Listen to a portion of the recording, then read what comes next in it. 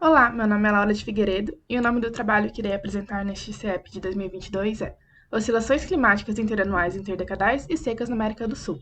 Este trabalho foi realizado dentro do projeto Variabilidade Climática Multiscala na América do Sul, Previsão Subsazonal e Sazonal. Eu recebi uma bolsa do CNPq para realizar esse trabalho e fui orientada pela professora Alice Marlene Gui. O contexto do projeto é um projeto realizado no LabMet, Laboratório de Meteorologia da UFPR, no qual são feitos estudos sobre a variabilidade climática natural, seus mecanismos e impactos na América do Sul, sob a responsabilidade da professora Alice Guin. O objetivo deste trabalho, mais especificamente, foi relacionar os principais modos de variabilidade do Índice Padronizado de Precipitação, o SPI, na América do Sul, com a variabilidade da temperatura da superfície do mar, TSM, em diferentes escalas de tempo para dois conjuntos de dados diferentes. A justificativa é de que é bastante importante compreender e prever eventos climáticos extremos. Ainda mais na América do Sul, as secas persistentes influenciam diretamente no setor energético, na agricultura e também em muitas outras áreas. Além disso, diversos estudos já comprovaram a influência da temperatura da superfície do mar em anomalias de precipitação. Por exemplo, estes estudos aqui citados.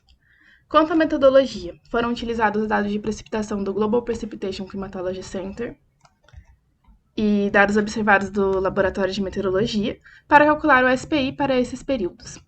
Então, foi feita análise dos componentes principais, esta que foi correlacionada com dados de temperatura da superfície do mar do Hadley Center para os mesmos períodos.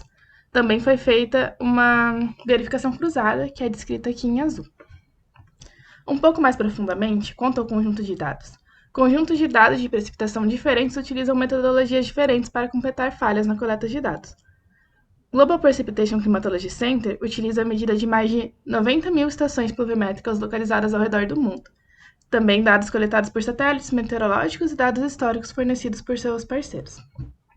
Já os dados observados são o banco de dados do Laboratório de Meteorologia da UFPR, que possui dados da Agência Nacional das Águas, complementados com o conjunto de Liebmann e Allurac. Geralmente, os conjuntos globais fazem extrapolações maiores por abranger uma área maior também. Quanto ao SPI, é um índice em que a série de precipitações acumuladas é calculada para dado período de acumulação, sendo o valor acumulado de cada período atribuído ao último mês desse período. Então, por exemplo, para o SPI 3, janeiro, fevereiro e março é atribuído a março, e assim por diante. Então, uma distribuição gama é ajustada a essa série, que é então transformada em distribuição normal padronizada.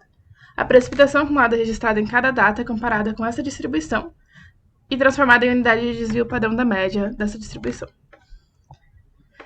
Agora, análise dos componentes principais. É um método estatístico no qual um conjunto de dados com muitas variáveis é transformado em um conjunto com menos variáveis e que representa a mesma variação do conjunto original.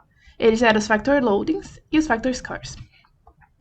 Quanto à correlação, é um método que descreve a relação linear entre as séries, com um índice que varia entre 1 e menos 1, que indicando respectivamente que as séries têm correlação linear direta e inversa perfeitas.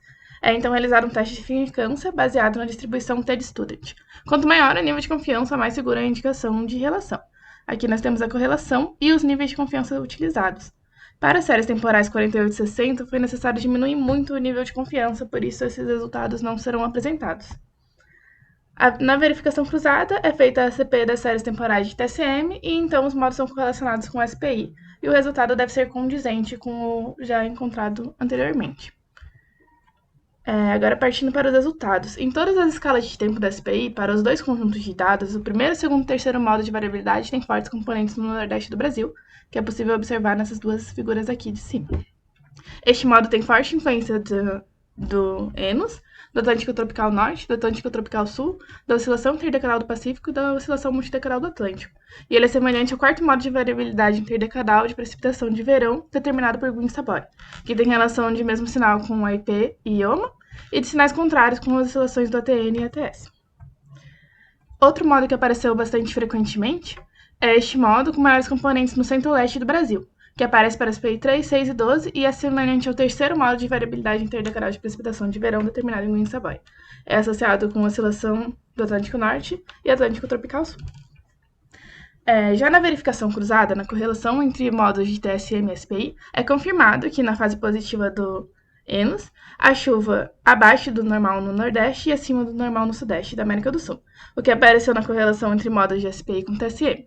Também a relação antes mostrada Entre chuva no Nordeste e TSM no Atlântico Tropical é confirmada pela correlação entre o modo de TSM, ATS, ATN com SPI, que não foi mostrado.